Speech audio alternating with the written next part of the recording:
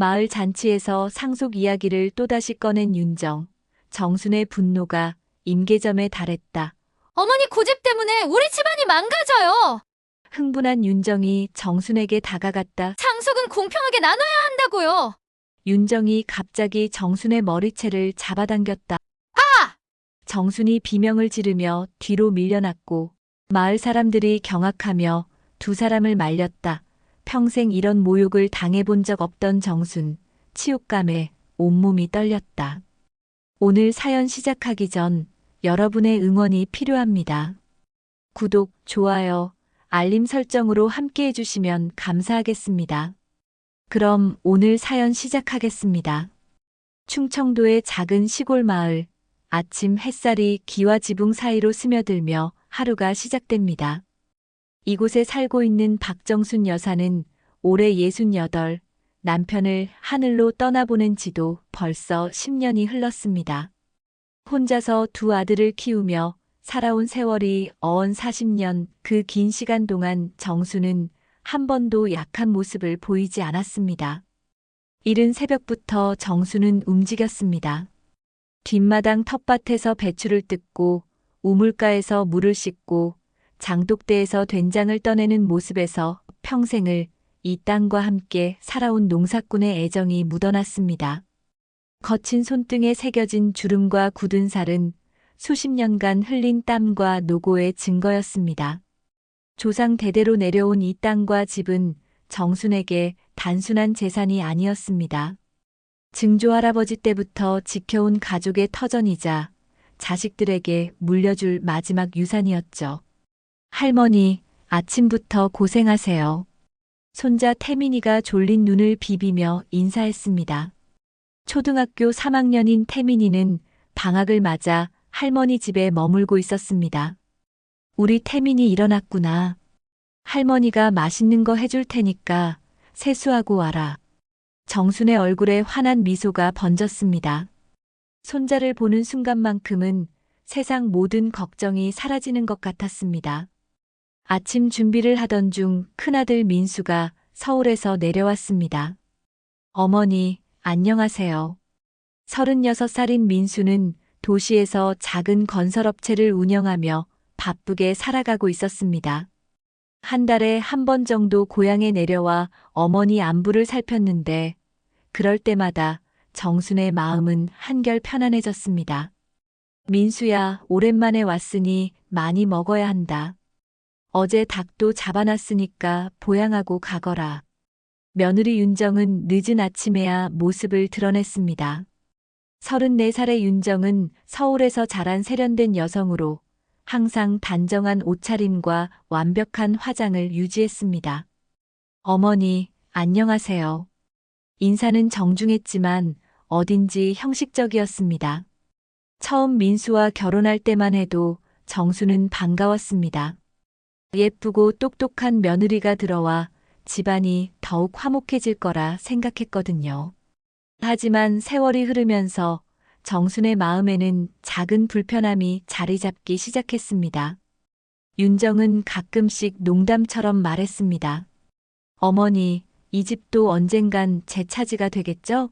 서울 집값이 워낙 비싸서 전세 구하기도 힘들어요. 그럴 때마다 정순의 가슴이 철렁 내려앉았습니다. 아직 자신이 건강하게 살아있는데 벌써 상속을 생각한다는 것이 달갑지 않았거든요. 정순은 부엌으로 들어가 정성껏 아침 준비를 계속했습니다. 직접 기른 배추로 된장국을 끓이고 마당에서 따온 상추와 깻잎을 깨끗이 씻어 무쳐냈습니다. 텃밭에서 파온 감자를 삶고 장독에서 꺼낸 멸치젓으로 반찬을 만들었습니다. 이 모든 것들이 정순에게는 소중한 일상이었습니다. 땀 흘려 가꾼 텃밭에서 나온 채소들, 정성으로 담근 된장과 고추장, 이런 것들이야말로 진짜 재산이라고 생각했습니다. 윤정아, 많이 먹어라. 서울에서는 이런 나물 구하기 힘들 텐데. 정순이 정성껏 차린 밥상을 내오며 말했습니다. 윤정은 고개를 끄덕이며 젓가락을 들었지만 표정에서는 별다른 감동을 읽을 수 없었습니다. 오히려 시골 음식이 입에 맞지 않는다는 듯한 기색이 역력했습니다. 어머니, 고맙습니다. 그런데 좀 짜네요. 윤정의 말에 정수는 마음 한편이 서운했지만 굳이 내색하지는 않았습니다. 식사 중에 윤정이 갑자기 화제를 꺼냈습니다. 어머니, 요즘 부동산이 많이 올랐다던데요. 이 동네도 개발 예정지라고 들었어요. 정수는 국그릇을 내려놓으며 조심스럽게 대답했습니다. 그런가? 나는 잘 모르겠다만. 윤정의 눈빛이 반짝였습니다. 그럼 이 집값도 상당히 오르겠네요. 나중에 어떻게 하실 생각이세요? 아무래도 아이들 교육비도 많이 들고 서울 전셋값도 계속 오르고 있어서요. 정수는 가슴 한편이 답답해지는 것을 느꼈습니다. 이런 이야기가 나올 때마다 마음이 불편했습니다. 마치 자신이 빨리 죽기를 바라는 것처럼 들려서 말이죠. 그건 내가 살아있을 때 내가 알아서 할 일이다. 정순의 목소리에는 작은 경계심과 서운함이 묻어났습니다. 민수는 어색한 분위기를 감지하고 급히 화제를 돌렸습니다. 어머니, 둘째는 언제 내려온대요? 지연이는 다음 주에 온다고 했다. 요즘 쌍둥이들 키우느라 정신없다더라고. 정순의 얼굴에 따뜻한 미소가 번졌습니다. 작은 며느리 지연은 윤정과는 정반대였습니다. 시골 출신인 지연은 소박하고 정이 많았으며 시어머니를 진심으로 따랐습니다. 정순도 지연을 친딸처럼 아꼈습니다. 지연이는 정말 고생이 많아. 쌍둥이 키우는 게 얼마나 힘든데. 오후가 되자 마을 이장님이 찾아왔습니다. 정순댁, 내일 사돈댁 회갑잔치 준비는 다 되었소? 내일은 윤정의 친정 부모님 회갑잔치가 있는 날이었습니다. 정수는 고개를 끄덕이며 답했습니다. 네, 준비 다 했습니다. 사돈 어른들께서 오시니까 정성껏 준비했어요. 윤정의 친정 부모님은 도시에서 나름 성공한 분들이었습니다. 아버지는 작은 회사를 운영하시고 어머니는 전직 중학교 교사 출신이었습니다. 그분들 앞에서 체면을 잃을 수는 없다고 생각한 정수는 며칠 전부터 집안 대청소를 하고 좋은 음식을 준비했습니다. 해가 지고 저녁이 되자 정수는 마루에 앉아 하늘을 바라보았습니다. 별이 하나둘 떠오르는 모습을 보며 돌아가신 남편을 생각했습니다. 여보, 우리 큰며느리가 자꾸 상속 이야기를 하니 마음이 편치 않습니다. 내가 뭘 잘못했을까요? 밤바람이 불어와 정순의 흰 머리를 살짝 흔들었습니다. 다음 날 아침 정순은 평소보다 일찍 일어나 회갑잔치 준비에 마지막 손질을 가했습니다. 사돈댁 마당에는 이른 아침부터 마을 사람들이 모여들어 분주하게 움직였습니다. 빨간 천으로 장식된 상차림과 화려한 꽃다발들이 잔치집 분위기를 한껏 돋우었습니다. 정수는 정성껏 준비한 나물 반찬들을 들고 사돈댁으로 향했습니다. 사돈댁, 오늘 정말 좋은 날이네요. 정순이 환하게 웃으며 인사하자 윤정의 어머니 김순자 씨가 반갑게 맞아주었습니다. 어머, 사돈댁. 이렇게 정성스럽게 준비해 주시고 고맙습니다. 순자 씨는 단정한 한복을 입고 곱게 화장을 한 모습이 품격 있어 보였습니다. 전직 교사답게 말씨도 또렷하고 예의 바른 분이었습니다. 잔치가 본격적으로 시작되자 마을 사람들과 친척들이 하나둘 모여들었습니다. 윤정의 아버지 김종수 씨는 회갑을 맞은 주인공답게 기분이 좋아 보였습니다. 모든 분들이 이렇게 와주셔서 정말 감사합니다. 오늘은 마음껏 드시고 즐기세요. 종수 씨의 인사말에 박수가 터져 나왔습니다. 정수는 다른 어르신들과 함께 앉아 담소를 나누며 분위기를 즐겼습니다. 정순댁은 정말 복받은 사람이야. 며느리들도 좋고 손자들도 이쁘고 마을 할머니들의 부러운 시선이 정순에게 향했습니다. 별 말씀을요. 그저 평범하게 살고 있을 뿐입니다. 정수는 겸손하게 웃으며 대답했습니다. 한참 즐거운 시간이 흐르던 중 윤정의 친정 삼촌이 술잔을 들며 큰 소리로 말했습니다. 아, 그런데 사돈댁은 땅도 많으시고 집도 참 크고 좋으시다고 들었는데요. 갑작스러운 말에 주변이 조용해졌습니다. 정수는 당황하며 손을 흔들었습니다.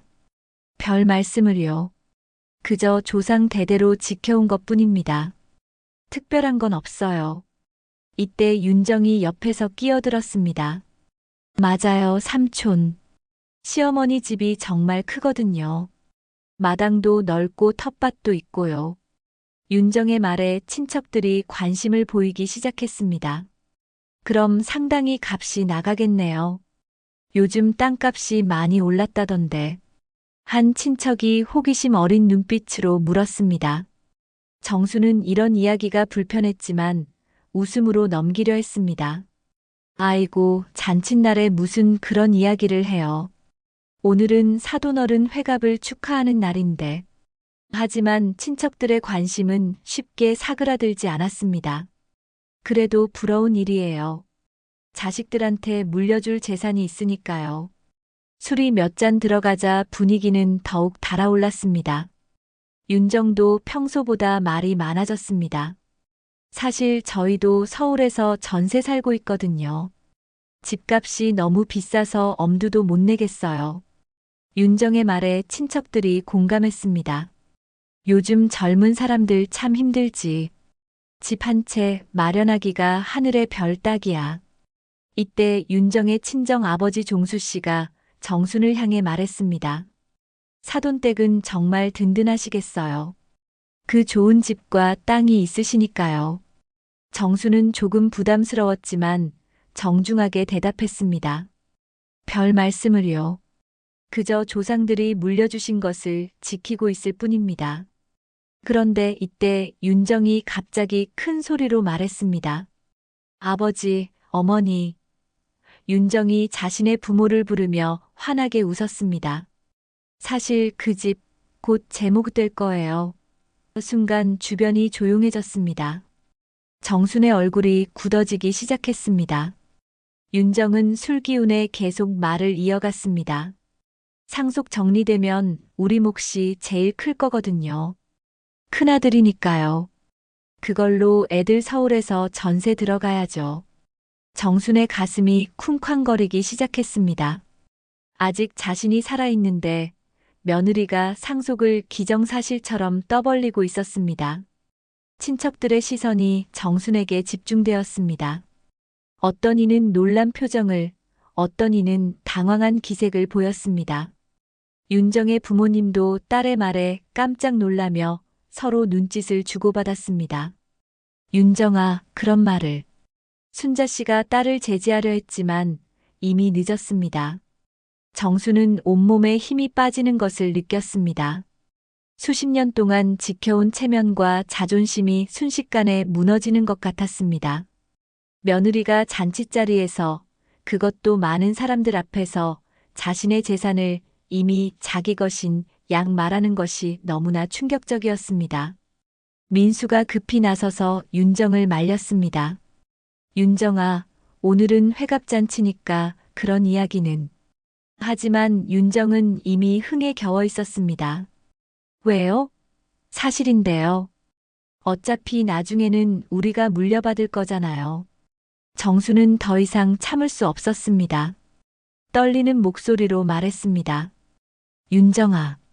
하지만 목소리가 나오지 않았습니다. 가슴이 답답하고 머리가 어지러웠습니다. 주변 사람들의 시선이 따가웠고 사돈댁 앞에서 이런 망신을 당한다는 생각에 눈앞이 캄캄해졌습니다. 잔치 분위기는 순식간에 어색해졌습니다. 사람들은 수군거리기 시작했고 윤정의 부모님은 당황한 기색이 역력했습니다. 사돈댁, 죄송합니다. 윤정이가 술을 조금 마셔서. 순자 씨가 사과했지만 이미 엎질러진 물이었습니다. 정수는 자리에서 일어나 조용히 말했습니다. 먼저 들어가겠습니다. 집으로 돌아가는 길, 정순의 마음은 천갈래로 찢어지는 것 같았습니다. 평생 지켜온 자존심과 체면이 한순간에 무너진 기분이었습니다. 며느리의 말이 계속 귓가에 맴돌았습니다. 곧 제목될 거예요. 집으로 돌아온 정수는 마루에 주저앉아 한동안 말을 잇지 못했습니다. 평생 살아오면서 이렇게 큰 모욕을 당한 적이 없었습니다. 잔칫자리에서 며느리가 자신의 재산을 이미 자기 것인 양 떠벌린 일이 계속 머릿속을 맴돌았습니다. 손자 태민이가 다가와 할머니의 얼굴을 살폈습니다. 할머니, 왜 그래요? 어디 아파요? 정수는 애써 미소를 지으며 손자의 머리를 쓰다듬었습니다. 아니다, 할머니는 괜찮다. 저녁 무렵 민수와 윤정이 집에 돌아왔습니다. 윤정은 여전히 술기운이 남아있는 듯 얼굴이 붉었습니다. 정수는 부엌에서 저녁 준비를 하며 마음을 가라앉히려 했지만 속이 뒤틀리는 것 같았습니다. 식탁에 둘러앉은 가족들 사이에는 무거운 침묵이 흘렀습니다. 윤정아. 정순이 조심스럽게 입을 열었습니다. 오늘 잔칫자리에서 한 말이 무슨 뜻이냐? 윤정은 젓가락질을 멈추고 정순을 바라봤습니다. 어떤 말요? 마치 아무 일도 없었다는 듯한 태도였습니다. 정순의 목소리가 떨리기 시작했습니다. 내가 살아있는데 벌써 상속이 내 몫이라고 하지 않았냐? 윤정은 태연하게 대꾸했습니다. 어머니, 그게 뭐가 잘못된 말이에요? 결국 아드님들이 나눠 가질 거잖아요. 정수는 믿을 수 없다는 표정으로 며느리를 바라봤습니다. 그렇다고 해서 남들 앞에서 그런 말을 해도 되는 거냐? 사돈댁 앞에서 말이다. 윤정의 목소리가 조금씩 높아졌습니다. 저도 며느리니까 당연히 권리 있죠. 요즘 세상이 어떤 세상인데 언제까지 옛날 방식으로만 살 수 없어요. 정수는 분노로 몸을 떨었습니다. 권리가 뭐가 그렇게 중요하냐? 예의와 도리는 어디 갔냐? 민수가 어색한 분위기를 감지하고 중재에 나섰습니다. 어머니, 윤정이도 술을 마셔서 그런 거예요. 그냥 넘어가세요. 하지만 정순의 마음은 이미 상해 있었습니다. 민수야, 너도 그렇게 생각하냐? 내가 죽기를 기다리고 있는 거냐? 어머니, 그런 말씀 마세요. 제가 언제 그랬어요? 민수는 당황하며 어머니를 달랬습니다. 하지만 윤정은 여전히 자신의 주장을 굽히지 않았습니다. 어머니, 저희도 현실적으로 생각해야 해요. 태민이 교육비도 많이 들고 서울에서 살려면 돈이 얼마나 많이 드는지 아세요? 정수는 더 이상 참을 수 없었습니다. 현실적으로? 그럼 내가 비현실적으로 살고 있다는 말이냐? 목소리가 점점 커졌습니다. 내가 평생 흙을 만지며 살아온 게 비현실적이냐? 조상 대대로 지켜온 이 땅이 그냥 내가 가져갈 돈이냐? 윤정도 목소리를 높였습니다. 그럼 어쩌라고요? 저희는 언제까지 전세로만 살아야 해요? 태민이는 언제까지 좁은 집에서 살아야 하고요? 정수는 가슴이 답답해서 숨이 막힐 것 같았습니다. 그럼 내가 빨리 죽어야 한다는 말이냐? 어머니. 민수가 크게 소리쳤습니다. 그런 말씀하지 마세요. 하지만 정순의 분노는 이미 임계점에 달해 있었습니다. 윤정아, 내가 살아있는데 벌써 상속이 내 몫이라니. 그게 며느리가 할 말이냐? 윤정은 더 이상 참지 않았습니다. 어머니 고집 때문에 우리 가족이 힘들어하는 것도 모르세요? 상속은 당연히 공평하게 나눠야 하는 거예요. 정수는 윤정의 말에 충격을 받았습니다. 공평하게? 내가 불공평하게 하고 있다는 말이냐? 그렇다면 말이에요. 윤정이 소리쳤습니다. 어머니는 항상 작은 아들 쪽만 편애하시잖아요. 지연이한테만 좋은 말씀하시고 저한테는 항상 차가우시잖아요. 정수는 믿을 수 없다는 표정으로 윤정을 바라봤습니다. 편해? 내가 언제 편애했다는 거냐? 정순의 목소리가 떨렸습니다. 지연이는 시어머니를 진심으로 섬기는데 너는 어떻게 했느냐? 처음부터 내 재산만 노리고 있었던 거 아니냐? 윤정의 얼굴이 붉어졌습니다. 재산을 노린다고요? 저도 이 집 며느리예요. 당연히 권리가 있다고요. 두 사람의 목소리가 점점 커졌고 태민이는 무서워서 방으로 들어가 버렸습니다. 권리만 알고 의무는 모르냐? 정순이 소리쳤습니다. 며느리의 의무는 다 어디 갔냐? 시어머니를 섬기고 집안을 화목하게 만드는 게 며느리 역할 아니냐? 그런 옛날 얘기 하지 마세요. 윤정도 크게 소리쳤습니다. 지금이 조선시대예요? 요즘 며느리들이 다 그렇게 사나요? 정수는 윤정의 말에 더욱 화가 났습니다. 그럼 시어머니는 그냥 죽을 때까지 기다리기만 하라는 말이냐? 민수가 두 사람 사이에 끼어들었습니다. 그만하세요, 둘 다. 이러면 안 돼요. 하지만 이미 돌이킬 수 없는 선을 넘어버린 상황이었습니다. 정수는 평생 쌓아온 분노가 터져나오는 것을 막을 수 없었습니다.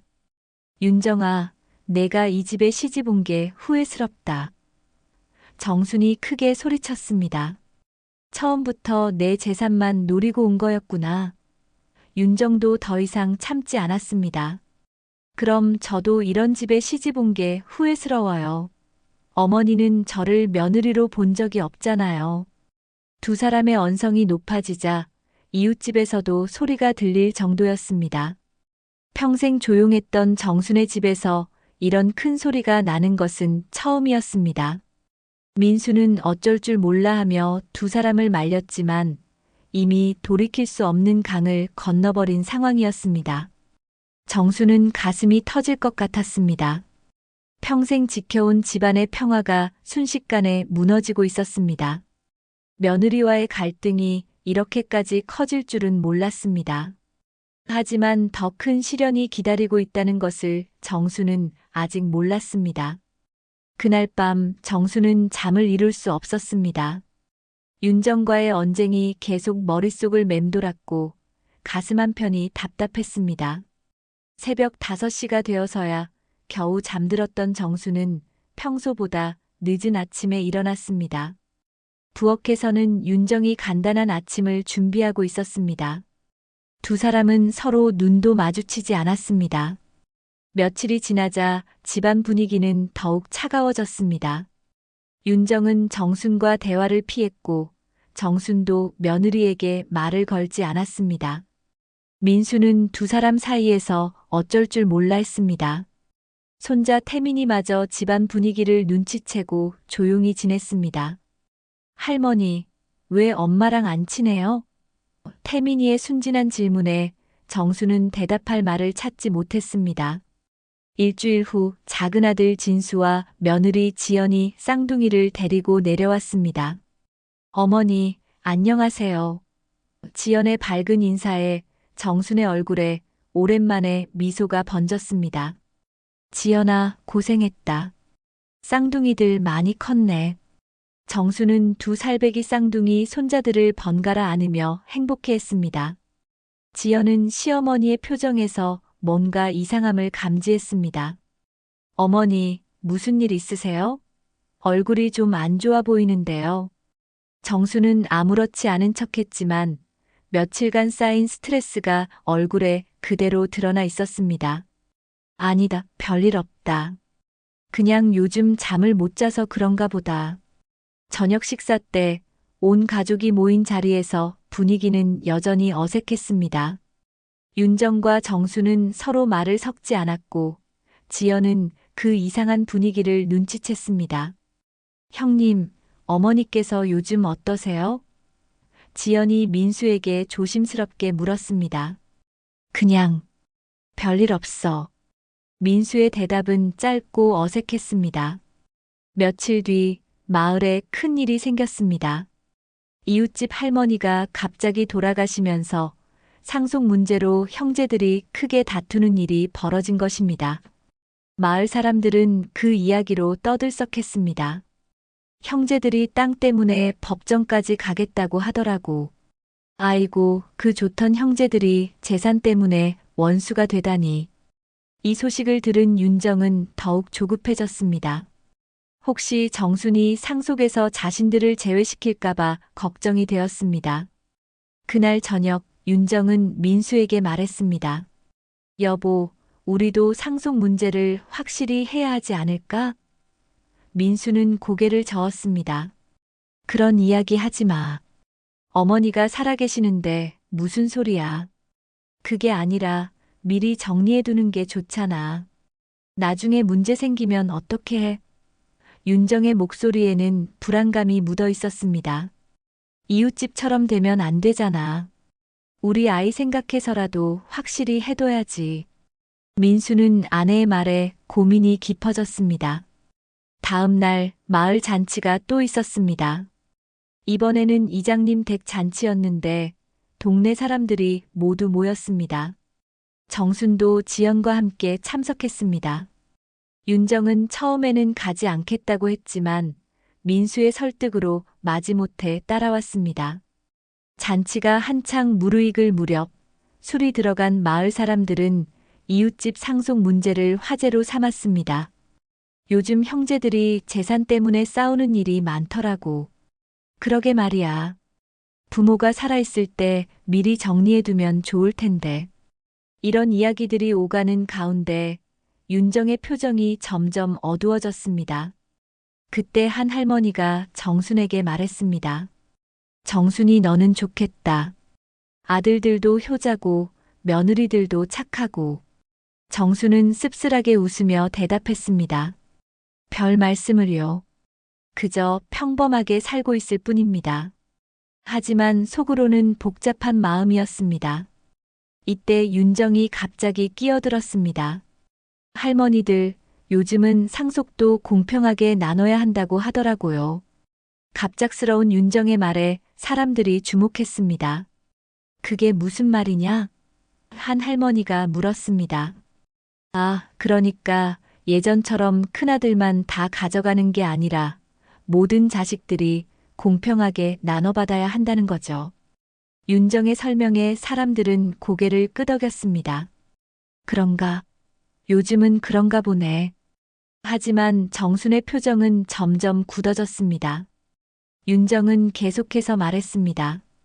저희 어머니도 그렇게 생각하시죠? 아들들이 공평하게 나눠받는 게 맞다고요. 모든 시선이 정순에게 집중되었습니다. 정순은 당황했지만 애써 침착하게 대답했습니다. 그런 이야기는 나중에 하자. 하지만 윤정은 멈추지 않았습니다. 어머니, 솔직히 말씀하세요. 민수 오빠가 큰아들이니까 당연히 많이 받아야 하죠? 정수는 더 이상 참을 수 없었습니다. 윤정아, 잔치자리에서 그런 이야기 하는 게 아니다. 목소리에 경고의 뜻이 담겨 있었습니다. 그런데 윤정은 술기운도 있고 해서 멈추지 않았습니다. 왜요? 다들 궁금해 하시잖아요. 우리 집도 이웃집처럼 나중에 문제 생기면 어떻게 해요? 정순의 얼굴이 빨갛게 달아올랐습니다. 사람들 앞에서 또다시 이런 망신을 당할 수는 없었습니다. 윤정아, 그만하라. 정순이 크게 소리쳤습니다. 잔치 분위기가 순식간에 조용해졌습니다. 모든 사람들이 정순과 윤정을 바라봤습니다. 지연은 깜짝 놀라며 시어머니의 팔을 붙잡았습니다. 어머니, 진정하세요. 하지만 윤정도 참지 못했습니다. 어머니가 왜 그러세요? 저는 그냥 사실을 말한 건데요.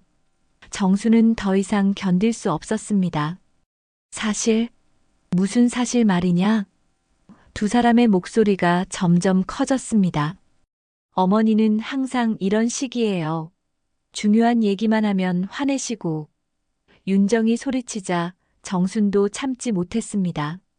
중요한 얘기, 내가 죽기를 바라는 게 중요한 얘기냐? 사람들은 숨을 죽이며 두 사람의 언쟁을 지켜봤습니다. 그때 윤정이 갑자기 정순에게 다가갔습니다. 어머니, 그런 말씀하지 마세요. 흥분한 윤정이 정순의 팔을 잡아당기자 정순이 비틀거렸습니다. 나라, 손 놔. 정순이 소리쳤지만 윤정은 더욱 흥분했습니다. 어머니 고집 때문에 우리 집안이 망가져요. 윤정이 소리치며 갑자기 정순의 머리채를 잡아당겼습니다. 상속은 공평하게 나눠야 한다고요. 그 순간 정순은 충격에 빠졌습니다. 평생 이런 모욕을 당해본 적이 없었습니다. 아! 정순이 비명을 지르며 뒤로 밀려났습니다. 사람들은 깜짝 놀라며 두 사람을 말렸습니다. 야야, 그만해. 어떻게 시어머니한테 그럴 수가 있냐. 지연이 급히 달려와 윤정을 떼어냈습니다. 형수님, 안 돼요. 정수는 머리가 흐트러진 채 그 자리에 서 있었습니다. 치욕감에 온몸이 떨렸습니다. 마을 사람들 앞에서 며느리에게 이런 수모를 당하다니 평생 쌓아온 체면이 순식간에 무너지는 기분이었습니다. 잔칫집에서 벌어진 일 이후 정수는 며칠 동안 방에서 나오지 않았습니다. 마을 사람들 앞에서 며느리에게 머리채를 잡혀 끌린 일이 너무나 수치스러웠습니다. 평생 단 한 번도 이런 모욕을 당해본 적이 없었던 정수는 밥도 제대로 넘기지 못했습니다. 지연이 방에 들어와 죽을 떠주며 걱정했지만 정수는 고개만 저었습니다. 어머니, 드셔야 해요. 이러시면 몸이 상합니다. 지연의 간곡한 부탁에도 정수는 몇 숟가락 뜨는 것이 고작이었습니다. 지연아, 내가 뭘 잘못했을까? 정순의 목소리에는 깊은 상처가 묻어 있었습니다. 평생 남한테 피해주지 않고 살았는데 내 며느리한테 이런 취급을 받다니. 윤정은 그날 이후로도 반성하는 기색이 전혀 없었습니다. 오히려 정순이 과민 반응을 보인다며 민수에게 불만을 털어놓았습니다. 여보, 어머니가 너무 오래 삐져 있는 거 아니에요? 저도 그럴 의도가 아니었는데. 민수는 고개를 저으며 답답해했습니다. 윤정아, 내가 먼저 사과해야 할 거 아니야? 사과요? 제가 뭘 잘못했다고요? 윤정의 목소리에는 여전히 불만이 가득했습니다. 어머니가 상속 문제를 계속 피하시니까 답답해서 그런 거잖아요. 저희도 미래 계획을 세워야 하는데. 민수는 아내의 말에 한숨을 쉬었습니다. 그래도 어머니한테 손을 댄 건 잘못이야. 일주일이 지나자 윤정은 참을 수 없었습니다. 정순이 계속 방에만 있으면서 자신을 피하는 것이 불편했습니다. 더군다나 지연이 와서 시어머니를 극진히 돌보는 모습을 보니 더욱 초조해졌습니다. 이런 식으로는 안 되겠어. 윤정은 마음을 굳혔습니다. 그날 오후 윤정은 정순의 방 앞에 섰습니다. 안에서는 지연이 시어머니와 조용히 대화하는 소리가 들렸습니다. 어머니, 약은 드셨어요? 응, 지연아. 너만 있으면 마음이 편하다. 윤정은 이런 대화를 들으며 더욱 불쾌해졌습니다. 자신은 큰 며느리인데 시어머니는 작은 며느리만 챙긴다는 생각이 들었습니다. 어머니. 윤정이 방문을 열고 들어갔습니다. 정수는 윤정을 보자 얼굴을 돌렸습니다. 나가거라. 너하고는 할 말이 없다. 윤정은 짜증이 났지만 억지로 참았습니다. 어머니, 이야기 좀 해요. 이렇게 계속 피할 수는 없잖아요. 지연이 어색한 분위기를 감지하고 자리를 뜨려 했습니다. 그럼 제가 잠깐. 하지만 윤정이 말했습니다. 지연 씨도 같이 들어요. 어차피 가족 이야기니까. 정수는 불편한 표정을 지었지만 아무 말도 하지 않았습니다. 어머니, 상속 문제를 정리해야 해요. 윤정이 직설적으로 말했습니다. 이번 일로 확실히 알았어요. 미리 정해두지 않으면 나중에 더 큰 문제가 생길 거예요. 정수는 윤정을 똑바로 바라봤습니다. 상속? 아직도 그 이야기 하려고 왔냐? 네, 맞아요. 더 이상 미룰 수 없어요. 윤정의 목소리에는 확신이 들어 있었습니다. 어머니도 아시잖아요. 요즘 세상이 어떤지 미리 정리해두지 않으면 나중에 법정 가는 거예요. 정수는 믿을 수 없다는 표정을 지었습니다. 법정? 내가 지금 나를 협박하는 거냐? 협박이 아니라 현실이에요. 윤정의 목소리가 높아졌습니다. 이웃집 보세요. 형제들이 재산 때문에 원수됐잖아요. 우리도 똑같이 될 거예요. 지연이 조심스럽게 끼어들었습니다. 형님, 조금 천천히 얘기해요. 하지만 윤정은 멈추지 않았습니다. 지연 씨는 모를 거예요. 서울에서 살려면 돈이 얼마나 들어가는지. 집값은 계속 오르고 태민이 교육비는 천정부지고. 정수는 윤정의 말을 듣고 있기가 힘들었습니다. 그럼 내가 빨리 죽으면 되겠네. 어머니. 지연이 놀라며 소리쳤습니다. 하지만 윤정은 오히려 더 흥분했습니다.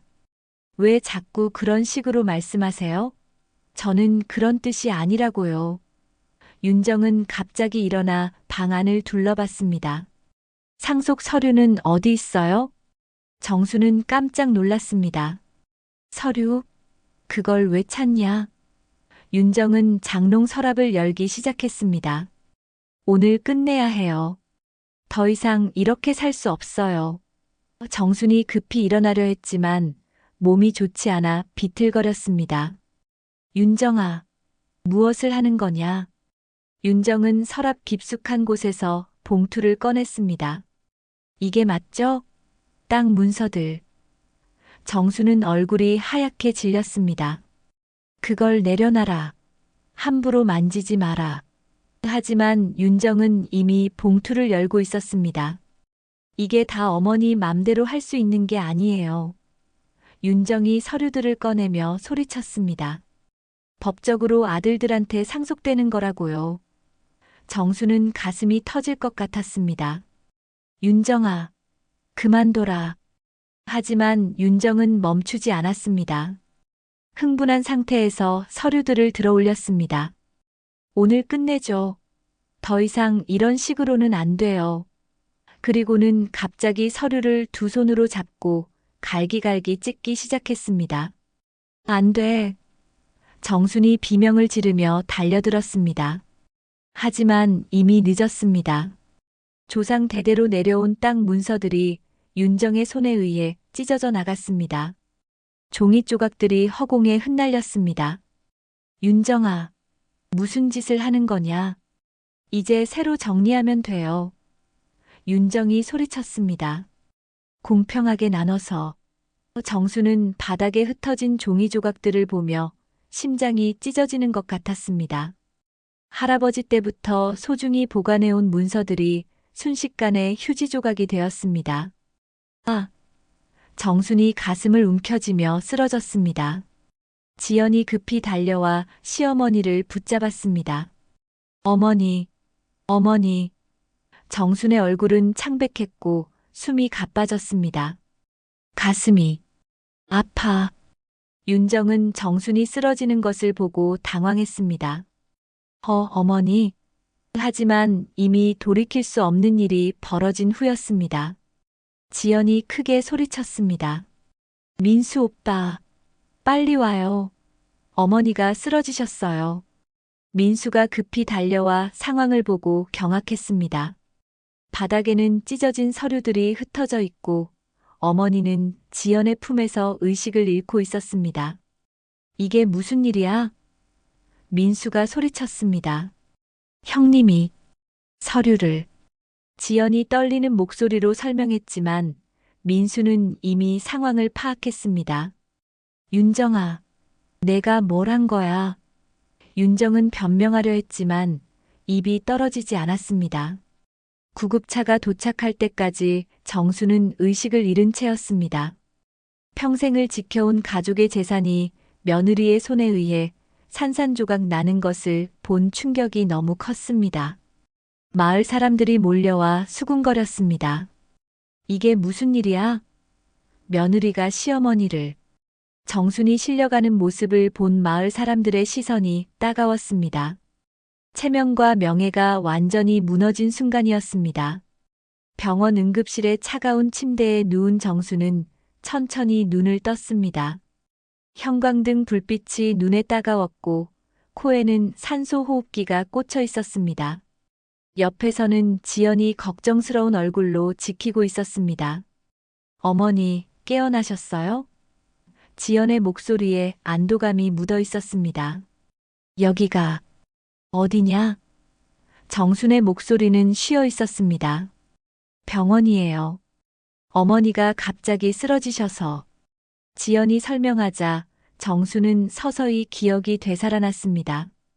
윤정이 서류를 찢어버리던 순간 그 충격적인 장면이 떠올랐습니다. 아, 정수는 한숨을 길게 내쉬었습니다. 의사가 들어와 정순의 상태를 확인했습니다. 과도한 스트레스로 인한 급성 흉통입니다. 다행히 심각한 상태는 아니지만 충분한 휴식이 필요합니다. 의사의 말에 지연은 고개를 끄덕였습니다. 감사합니다, 선생님. 민수가 병실에 들어왔습니다. 얼굴에는 피곤함과 미안함이 동시에 드러나 있었습니다. 어머니, 괜찮으세요?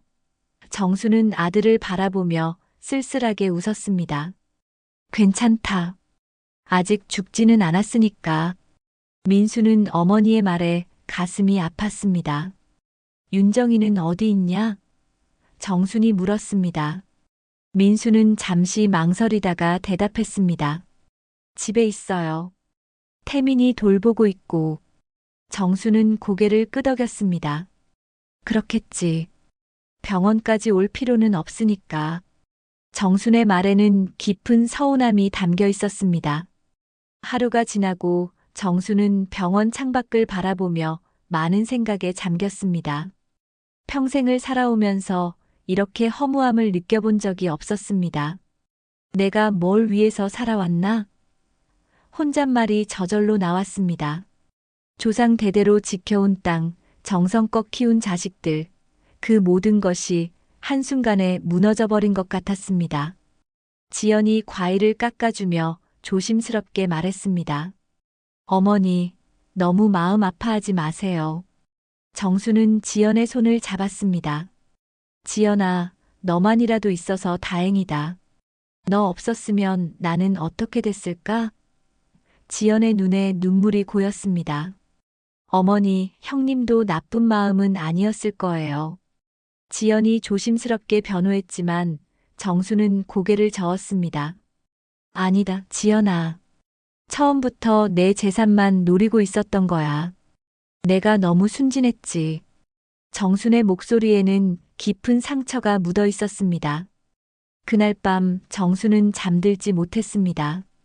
천장을 바라보며 지난 일들을 되돌아봤습니다. 내가 평생 지켜온 게 결국 욕심의 불씨였나? 자책하는 마음이 들었습니다. 혹시 자신이 재산에 너무 집착한 것은 아닌지, 며느리의 입장을 이해하지 못한 것은 아닌지 생각해 봤습니다. 다음 날 아침 작은 아들 진수가 병원에 왔습니다. 어머니, 몸은 좀 어때요? 진수의 걱정스러운 목소리에 정수는 마음이 따뜻해졌습니다. 괜찮다, 진수야. 너까지 걱정할 것 없다. 하지만 진수는 형이 전해준 소식을 듣고 충격을 받은 상태였습니다. 형수님이 정말 그랬어요? 진수가 믿을 수 없다는 표정으로 물었습니다. 정수는 고개를 끄덕였습니다. 그래, 조상 대대로 내려온 서류를 찢어버렸다. 진수는 분노했습니다. 어떻게 그럴 수가 있어요? 형은 뭐 했고요? 너희 형도 어쩔 수 없었을 거다. 정수는 큰아들을 감쌌습니다. 윤정이와 갈등이 심해질수록 민수도 힘들어했거든. 진수는 어머니의 마음을 이해할 수 없었습니다. 그래도 형수님이 너무했어요. 어머니를 이렇게 만들다니. 이때 지연이 다가와 시어머니의 손을 잡았습니다. 어머니, 저도 한 말씀 드려도 될까요? 정수는 고개를 끄덕였습니다. 그래, 지연아. 말해보거라. 지연은 깊게 숨을 쉬고 말했습니다. 어머니, 재산은 결국 종이 조각일 뿐이에요. 지연의 말에 정수는 놀라며 며느리를 바라봤습니다. 종이 조각이라니? 지연은 진심을 담아 말했습니다. 네, 종이는 찢어져도 다시 만들 수 있어요. 하지만 가족의 마음은 한 번 찢어지면 돌이키기 어려워요.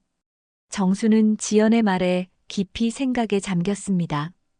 가족의 마음. 지연이 계속 말했습니다.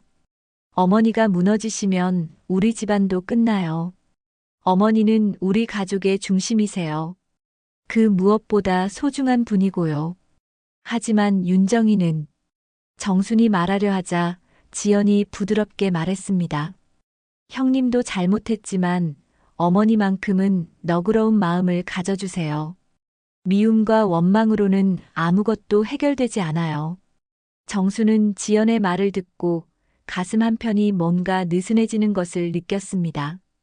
진수도 어머니에게 말했습니다. 어머니, 저희는 어머니가 건강하게 오래 사시는 게 가장 큰 바람이에요. 재산보다 어머니가 더 소중해요. 정순의 눈에 눈물이 고였습니다. 진수야, 지연아. 그때 정수는 비로소 깨달았습니다. 자신이 평생 지키려고 했던 것은 땅이나 집이 아니라 가족의 화목과 사랑이었다는 것을 말입니다. 재산은 자식들에게 물려주기 위한 수단일 뿐, 그 자체가 목적이 되어서는 안 되는 것이었습니다. 내가 너무 고집스러웠나 보구나. 정순이 중얼거렸습니다. 재산을 지키려다가 정작 가족을 잃을 뻔했네.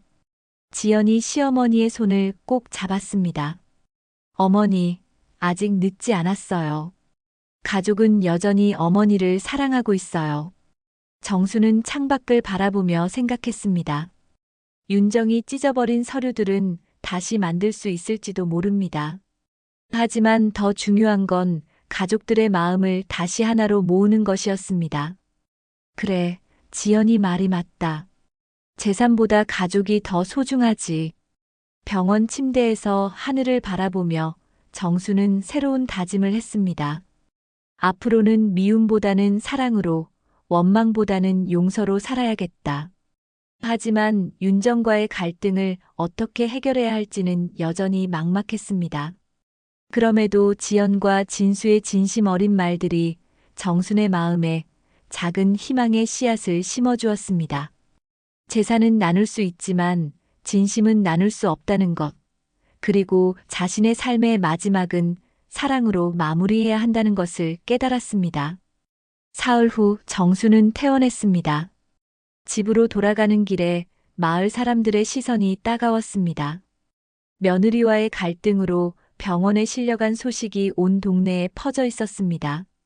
정순댁 고생이 많으시겠어요. 요즘 며느리들이 참...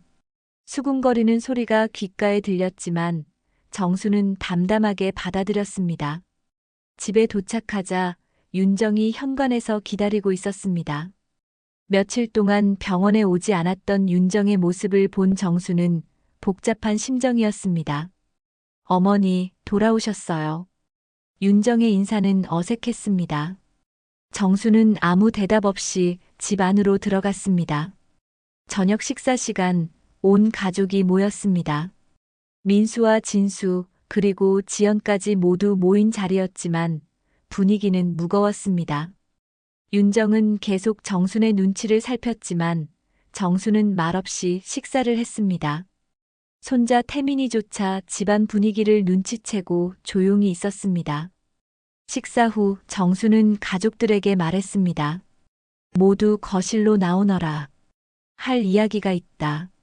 모든 사람들이 거실에 모였습니다. 정수는 한동안 침묵을 지키며 가족들의 얼굴을 하나하나 바라봤습니다.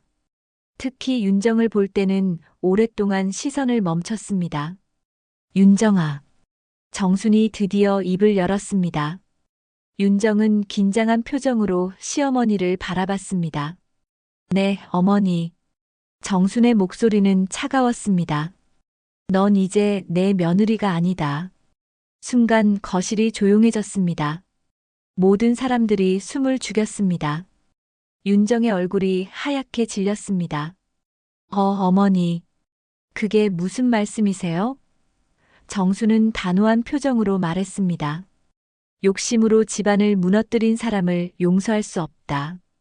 조상 대대로 내려온 서류를 찢어버리고 시어머니를 병원에 실려가게 만든 사람을 어떻게 며느리라고 부르겠느냐? 민수가 급히 나섰습니다. 어머니, 그렇게 말씀하시면 안 돼요. 윤정이도 잘못을 뉘우치고 있어요. 하지만 정순의 마음은 이미 굳어 있었습니다. 민수야, 내가 아내를 감쌀 수는 있지만 내가 용서할 의무는 없다. 윤정이 떨리는 목소리로 말했습니다. 어머니, 제가 잘못했어요. 사과드릴게요. 하지만 정수는 고개를 저었습니다. 사과? 지금 와서 무슨 사과냐? 내가 병원에 실려갔을 때는 한 번도 얼굴을 보이지 않았으면서. 그건 제가 너무 당황해서. 윤정이 변명하려 했지만 정수는 말을 막았습니다. 당황? 시어머니가 쓰러져 죽을 뻔했는데 당황이라고 하느냐? 정순의 목소리에는 깊은 실망감이 묻어 있었습니다. 진수가 조심스럽게 끼어들었습니다. 어머니, 형수님한테 기회를 한 번 더 주시면 안 될까요? 하지만 정수는 단호했습니다. 진수야, 너는 모른다. 이 여자가 얼마나 악독한지. 윤정의 눈에 눈물이 고이기 시작했습니다. 어머니, 저도 사람이에요. 윤정이 갑자기 소리쳤습니다. 제가 서울에서 얼마나 힘들게 사는지 아세요? 좁은 전세방에서 아이 키우면서 매일 돈 걱정하며 사는 게 얼마나 힘든데요. 정수는 윤정의 말을 듣고 있었지만 표정은 변하지 않았습니다. 그래서 남의 재산을 노리고 있었다는 말이냐? 정순이 차갑게 물었습니다. 내가 죽기를 기다리면서 말이다. 윤정은 고개를 저었습니다. 아니에요. 저는 그런 뜻이 아니었어요. 그럼 무슨 뜻이었냐? 정순의 질문에 윤정은 대답하지 못했습니다. 사실 속마음으로는 시어머니의 재산을 기대하고 있었기 때문입니다. 대답 못하겠구나. 그럼 내 말이 맞다는 거네. 이때 민수가 일어나며 말했습니다. 어머니, 윤정이도 나름대로 이유가 있었어요. 우리 생활이 정말 힘들거든요. 정수는 큰아들을 바라보며 한숨을 쉬었습니다. 민수야, 너도 그런 마음이었냐?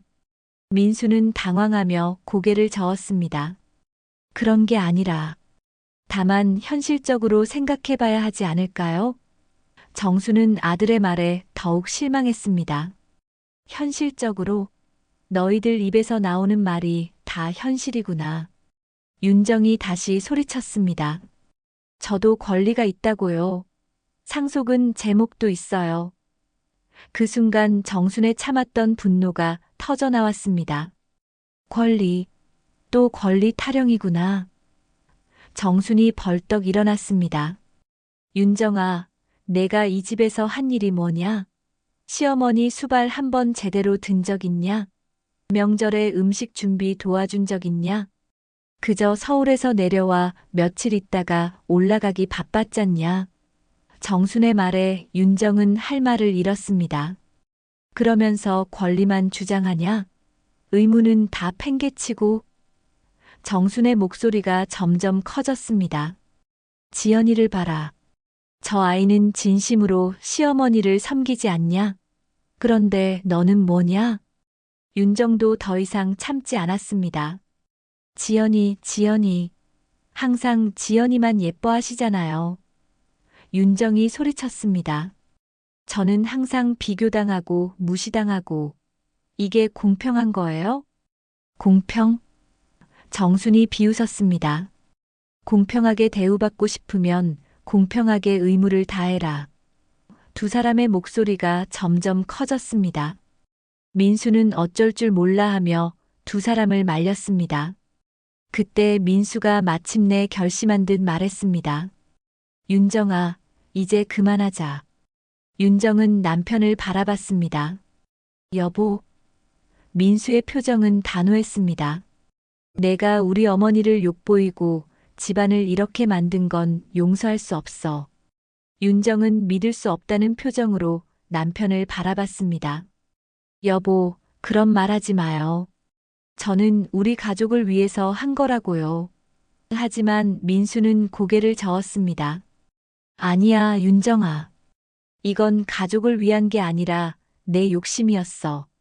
나도 널 더 이상 붙잡을 수 없다. 민수의 말에 윤정은 충격을 받았습니다.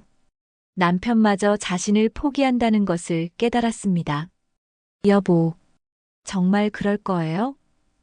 윤정의 목소리가 떨렸습니다.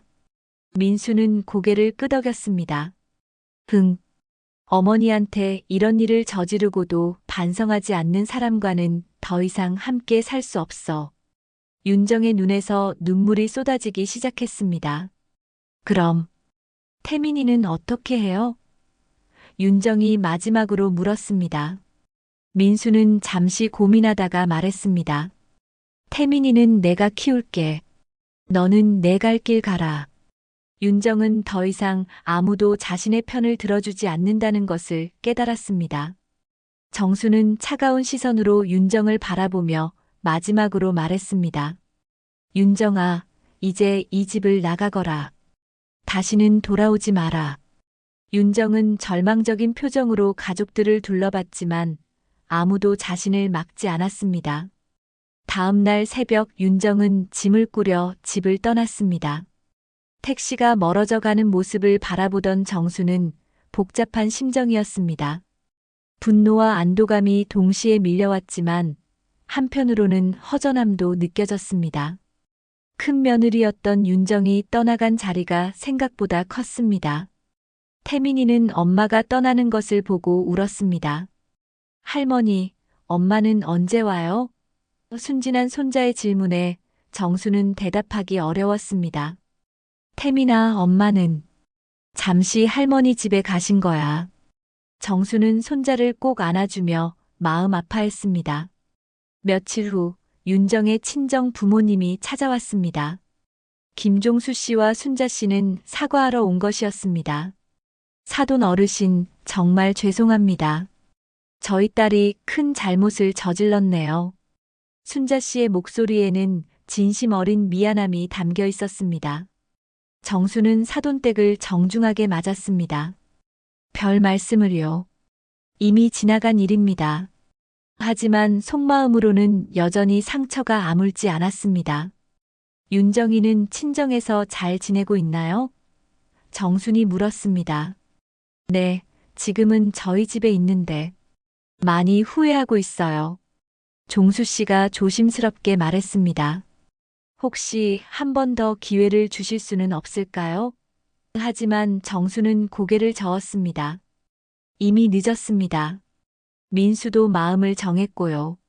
사돈댁이 돌아간 후 정수는 마당에 앉아 하늘을 바라봤습니다. 구름이 천천히 흘러가는 모습을 보며 지난 일들을 되돌아봤습니다. 화가 났던 마음도 이제는 많이 가라앉았습니다. 분노보다는 안타까움이 더 컸습니다. 일주일이 지나자 집안 분위기는 조금씩 안정을 찾기 시작했습니다. 민수는 태민이를 혼자 키우게 되어 힘들어했지만 지연이가 많이 도와주었습니다. 형님, 태민이는 제가 돌볼게요. 쌍둥이들과 함께 키우면 외롭지도 않을 거예요. 지연의 따뜻한 마음에 정수는 고마워했습니다. 한 달 후 마을에서 큰 변화가 있었습니다.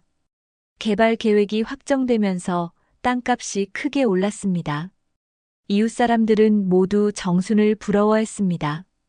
정순댁은 정말 복받았어. 땅값이 몇 배로 올랐다던데. 하지만 정순은 예전처럼 기뻐하지 않았습니다. 지연아, 나는 이 땅을 팔까 한다. 정순이 갑자기 말했습니다. 지연은 깜짝 놀랐습니다.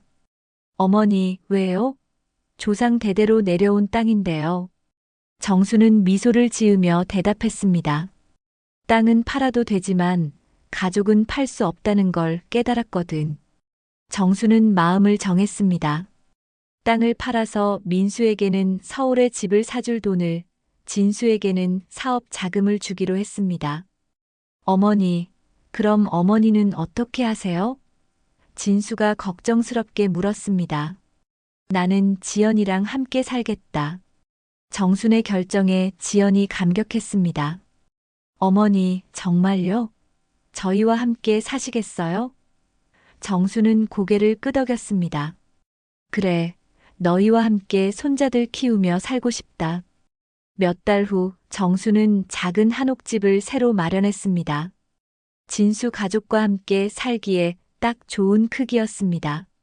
마당에는 작은 텃밭을 만들어 채소를 기르기 시작했습니다. 예전보다 훨씬 작은 규모였지만 마음은 더 평화로웠습니다. 태민이는 처음에는 엄마를 그리워했지만 할머니와 지연의 사랑을 받으며 점차 밝아졌습니다. 쌍둥이 사촌들과 함께 뛰어노는 모습을 보며 정수는 흐뭇해했습니다.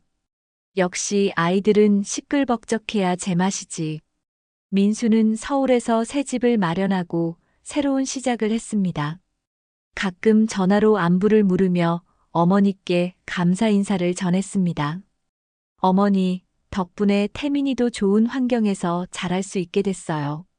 민수의 목소리에는 안도감이 묻어 있었습니다.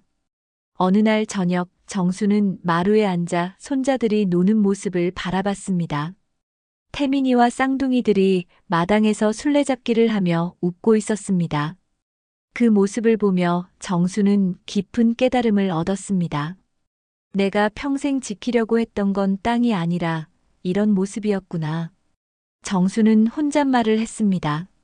가족들의 웃음소리, 아이들의 제잘거림, 이런 것들이야말로 진짜 보물이었습니다. 지연이 차를 준비해 와서 정순 옆에 앉았습니다.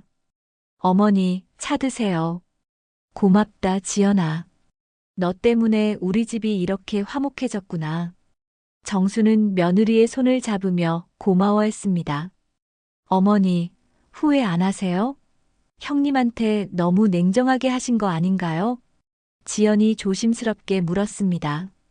정수는 잠시 생각해보고 대답했습니다. 후회는 없다.